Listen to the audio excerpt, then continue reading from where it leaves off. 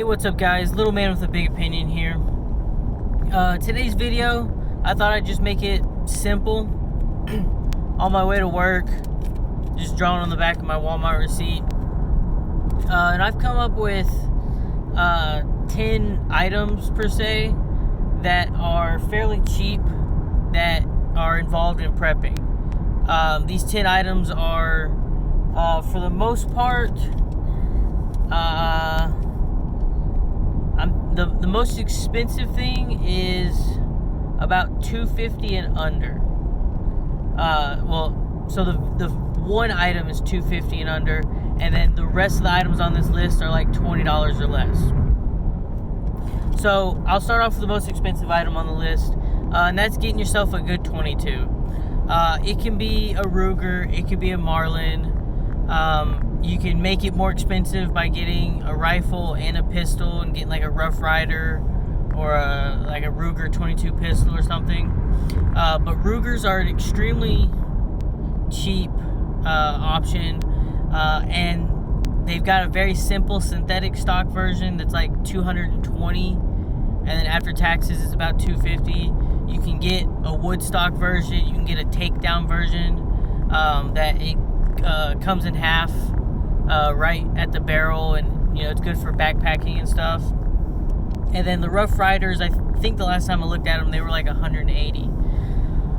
And then after that, 22 ammo is really cheap.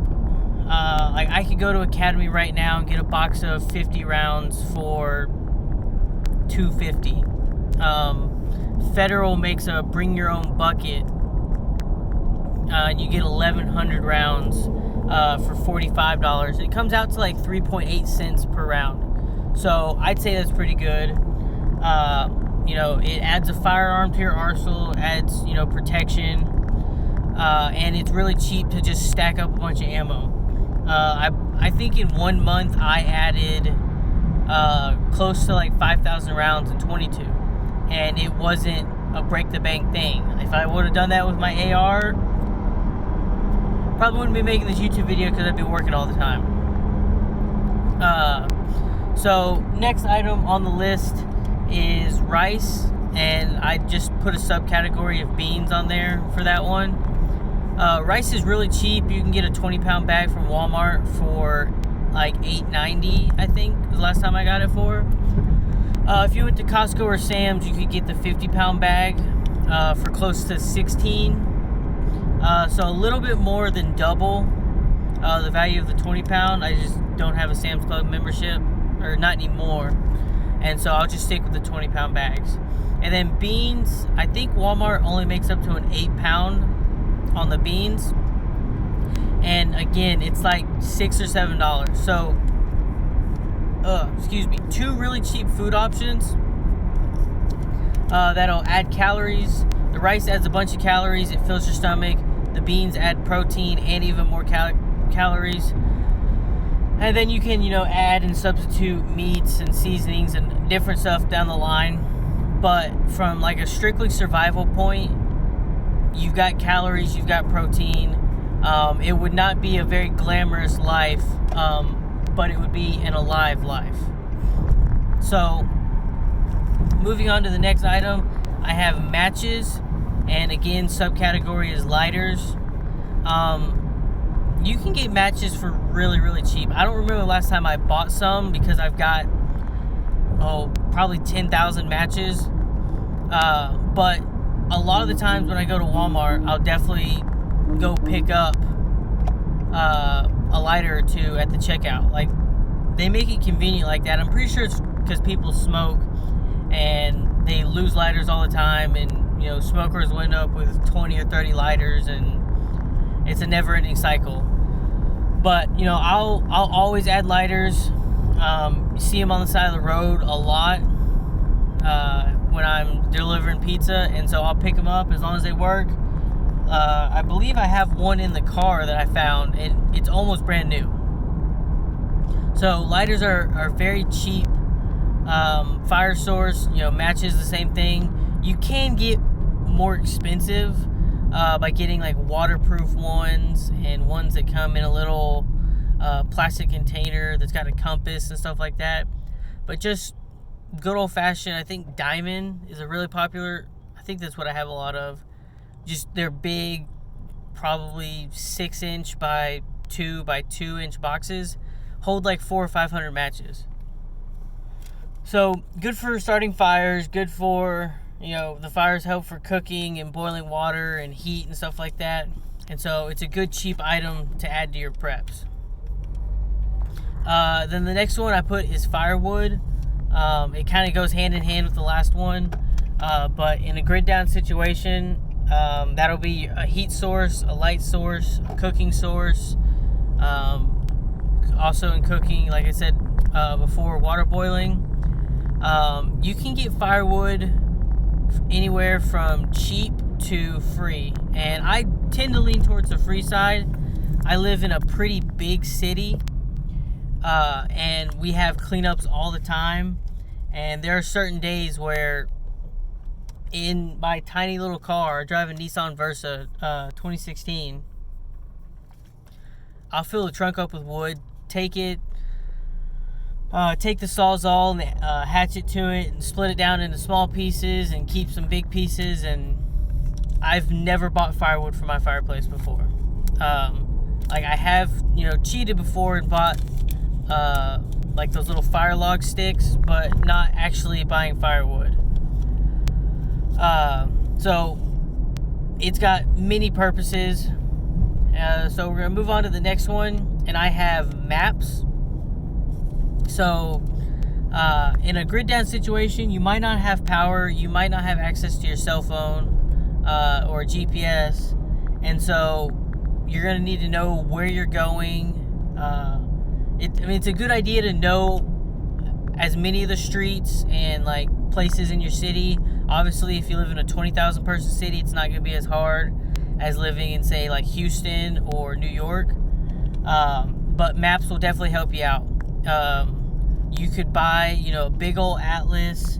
You could just print out maps of your area from Google Maps and just keep a binder with that kind of stuff in it. You can buy, like, for instance, I've got a Texas highway and state highway map. And so they put cities on it, but it doesn't have a lot of county roads on it. And so at least for my area, once you get outside of the city, then at that point you want to buy either county maps or do screenshots of Google Maps. So maybe in a video later down the line, I'll kind of show that binder that I've created.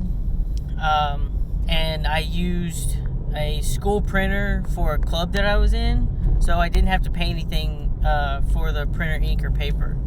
And if I would have had to pay something using just the standard student printer, it's like 3 cents a page or something like that.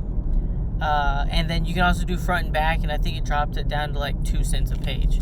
So really important. It's something that, most people these days really don't even keep maps in their glove boxes anymore. They've just got, a Garmin GPS, and a lot of people just use their phones. Because all the Androids come with Google Maps, and the Apple devices come with the Apple Map version. I think it's called Apple Maps. So moving on, next one I have on here is exercise. It's not really an item, and it's one of those things that can be scaled up where you're spending $0 or you're paying a membership or buying equipment and stuff. But for the most part, in a SHTF situation, the only thing, in my opinion, that you should train for is like your cardiovascular system, and then say you cut firewood or you work on a farm or something like that. You've kind of already got the muscle strength and muscle memory for that. Obviously, weightlifting is a good thing to help build your strength and make your muscles stronger. But I just don't see a lot of people using weightlifting like they're going to use their cardiovascular system during any type of grid down situation. So that means, hiking or rucking with your pack at full loadout, for a bug out situation. That means, you can run anywhere. Sidewalks are aplenty, and Even running 1 mile a day, at the most it'll take 10 to 12 minutes out of your day. You're doing better than a lot of Americans that choose to be overweight. I'm not attacking the people that have, I think it's the thyroid issue, or I'm not attacking people that are sick and they put on weight, or mothers after they're pregnant, or like people that break their leg or whatever. But the people that have extra weight and they continue to just eat whatever they want, they never exercise, those are the people that are going to be affected in any type of grid down situation. So like I said, just running 1 mile a day is putting you ahead of tons of Americans. Or if anyone on here is watching outside the U.S., I doubt that. Then I don't know the fitness levels and the obesity levels of other countries. So the next one on the list I have is extra socks and underwear. In my opinion, in my preps, I've got an extra 20 pairs of underwear and 40 pairs of socks. So for me, for the most part, it stays in the preps, but I have had more in there and I have had less, just because it's an insurance policy. I'm buying stuff that I normally use on a regular day basis, and say my underwear wore out and I was out of money, I could just go take a pair or two from my preps, and I just have to know to either like document it and know I only have 35 pairs of underwear now, and then I can replace it later, or I just have to consciously know, hey, I have less preps than I had before. It's kind of the same philosophy with like your foods. Part of your prepper pantry is stuff that you eat on a general basis that just gets cycled out, and then the other part is the long-term food storage, that you could eat it if you fell in hard times and lost your job or something, but it's something that you kind of want to let sit there. So let's see, I got one thing left on the list. I think this is the most important, and that's why I saved it for last.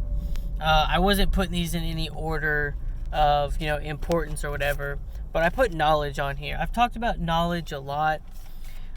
People that watch these YouTube videos and buy books and courses and everything, I think that's your best bet at becoming as prepared as you possibly can. I've got books at home on stuff that I'm pretty sure I know how to do, but I just want to make sure. Like I've got a vegetable and fruit book that shows me the exact time of year that I should plant all these kind of things, when I should expect to harvest them, how to pickle or can or salt stuff, or dehydrate it so that it can last longer than just general shelf life.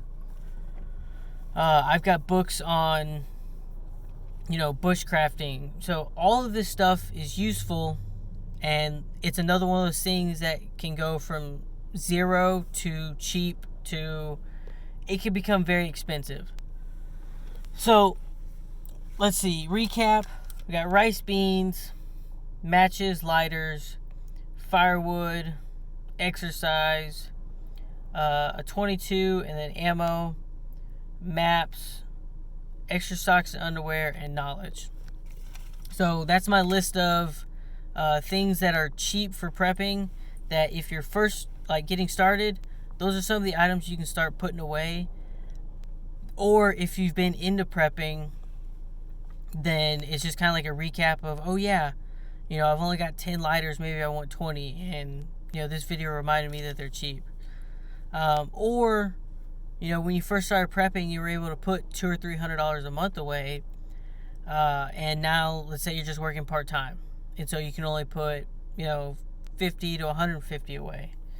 And so this list should help you go, okay, well, I was spending this much on preps, now I can only spend this much, this guy gave me a list of items that I can continue prepping but not break the bank. So hopefully you enjoyed. I gotta go get into work now. Please leave a like if you like the video. If you like what I'm doing at the channel, please consider subscribing. And with that, I'll catch you later, guys. Peace.